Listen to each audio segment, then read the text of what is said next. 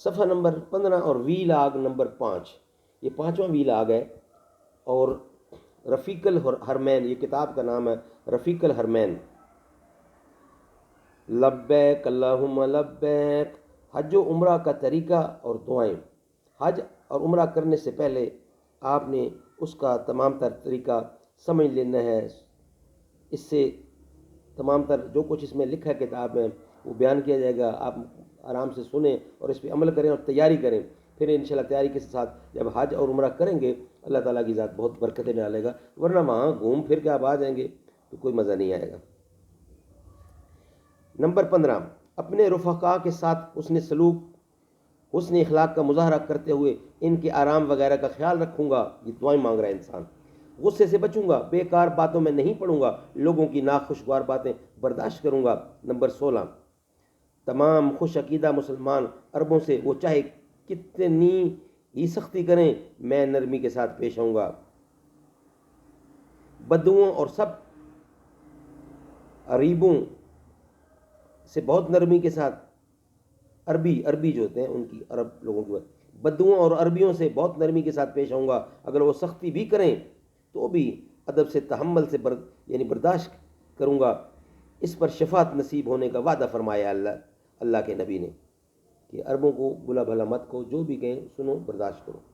خصوصاً اہل حرمین، خصوصاً اہل مدینہ، اہل عرب کے افعال پر اعتراض نہ کروں گا، نہ کرے، نہ دل میں قدورت یعنی میل لائے، اس میں دونوں جہاں کی سعادت ہے۔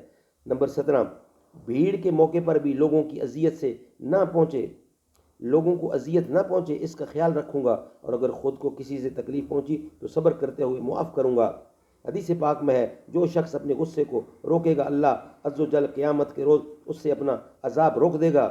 نمبر 18، مسلمانوں پر انفرادی کوشش کرتے ہوئے نیکی کی دعوت دے کر ثواب کماؤں گا۔ نمبر 19، سفر کی سنتوں اور آداب کا حتی الامکان خیال رکھوں گا۔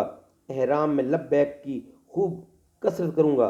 احرام جب پہن لوں گا لبیک اللہم لبیک اس کا ورد خوب کروں گا، کثرت سے کروں گا۔ اسلامی بھائی بلند آواز سے کہے اور اسلامی بہن پست آواز سے کہے۔ نمبر 21،